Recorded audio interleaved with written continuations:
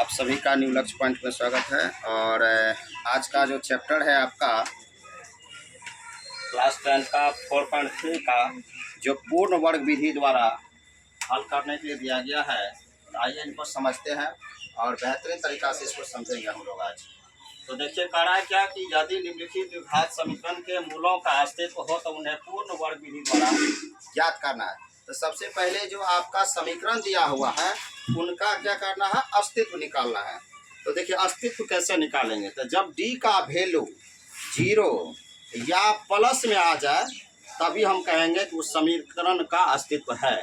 क्या करना होगा कि ये जो आप निकालते हैं डी बराबर b² माइनस 4ac, इसका जो वैल्यू आएगा या तो 0 आना चाहिए या प्लस में आना चाहिए।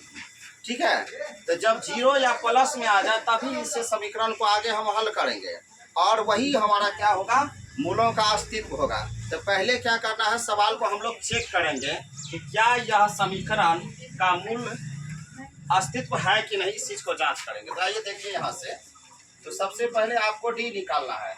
यहाँ देखिए कि ए बराबर मेरे पास 2 है, बी बराबर -7 है और सी बराबर हमारा 3 दिया हुआ है। ठीक है, तो आइए डी बराबर यानी कि विवेचक बराबर हम लोग पढ़े हैं इससे पिछले चैप्टर में भी कि b² माइनस 4ac।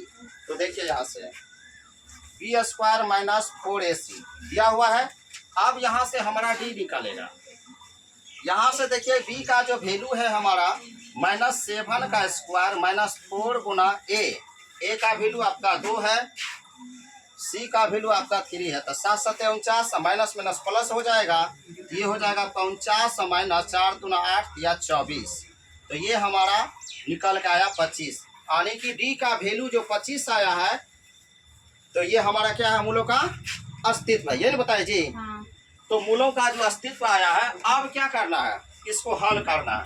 तो आइए इसका आगे देखते हैं। तो जो आपका ये जो समीकरण है 2x² माइनस 7x प्लस 3 = 0 है।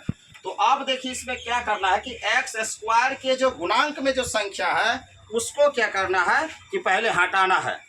तो हटाने के लिए क्या करना है कि जो संख्या इसके गुणांक में दिया हुआ रहेगा उसी से क्या करना, पूरे समीकरण में आपको भागा देना है।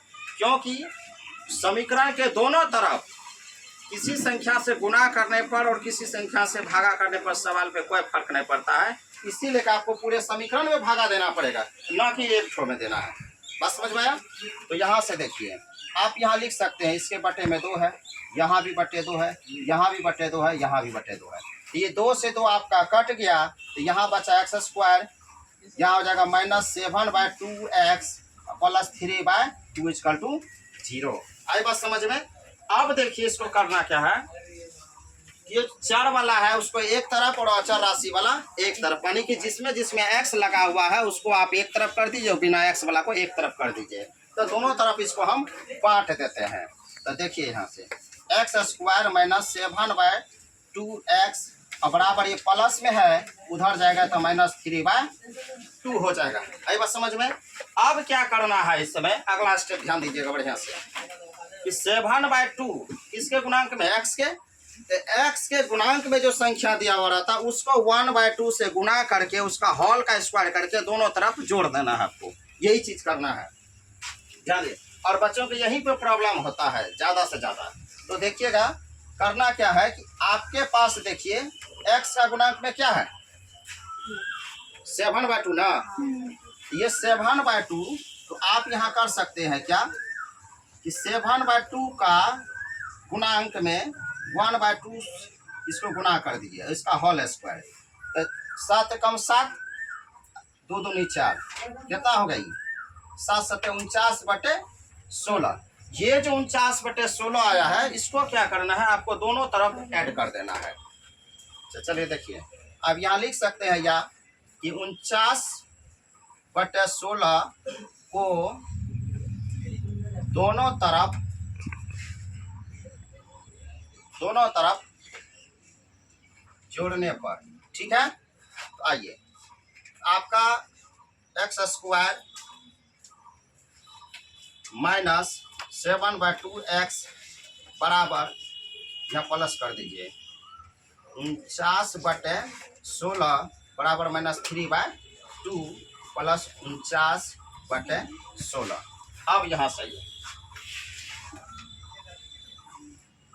अब देखिए यहाँ से ये द्विघात का जो फॉर्मूला a माइनस बी का होल स्क्वायर पर सॉरी इसको तोड़ना है, तो देखिए a square minus 2ab plus B square है ना। यहाँ से क्या करना है कि पहला का आपको यहाँ पे x लेना है और बीच वाला से सिर्फ चिन्ह लेना है। यदि प्लस का है तो प्लस लेंगे, माइनस होगा तो माइनस लेंगे, और यहाँ से 7/4 लेना है। तो यहाँ से आपका निकल के आएगा x माइनस यहाँ हो जाएगा 7/4 का होल स्क्वायर बराबर, यहाँ से आप भिन्न का जोड़ कर सकते हैं। तो यहाँ 2 और 16 का एलसीएम ले लीजिए। 2 और 16 का एलसीएम आपका कितना हो जाएगा जी? 16। 2 से भागा देंगे कई बार में?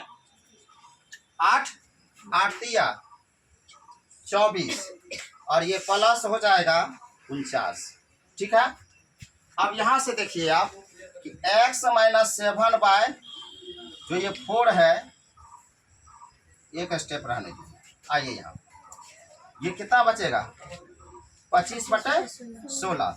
यहाँ से देखिए ये जो स्क्वायर है ना, इसको हटाएंगे तो इधर क्या चढ़ेगा? रूट चढ़ेगा। तो आपका हो जाएगा x माइनस 7/4 बराबर हो जाएगा √25/16।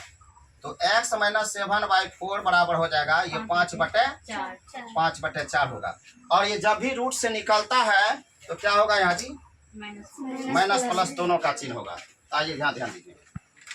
तो x बराबर क्या हो जाएगा? एक बार प्लस में लेंगे तो 5/4 और ये माइनस में इधर आएगा तो प्लस में 7/4 हो जाएगा। तो x बराबर यहाँ से एलसीएम ले लीजिएगा तो 4 होगा, 7 5 कितना होगा? 12। तो 4 तिया 12 यानी कि x का मान हमारा 3 आया। दूसरा देखिए तो एक बार प्लस ले लिए तो माइनस में लेना है। x बराबर क्या हो जाएगा बताइए? -5/4 और इधर प्लस में इधर आएगा तो 7/4। एलसीएम ले लीजिए 4, यहाँ से हो जाएगा -5 -7/4 इधर है तो उधर प्लस में। एक मिनट ये हो जाएगा, ये कितना हुआ? 2/4 कटा के 1/2। अतः मतलब कि आपका निकल के आया 1/2। यहाँ से हम कह देंगे कि अतः मूल बराबर हमारा हो जाएगा 3,1/2। यही आंसर हुआ आपका। और इसी तरह से आप जो है सारे चैप्टर को बना सकते हैं। ठीक है। Thank you best of luck.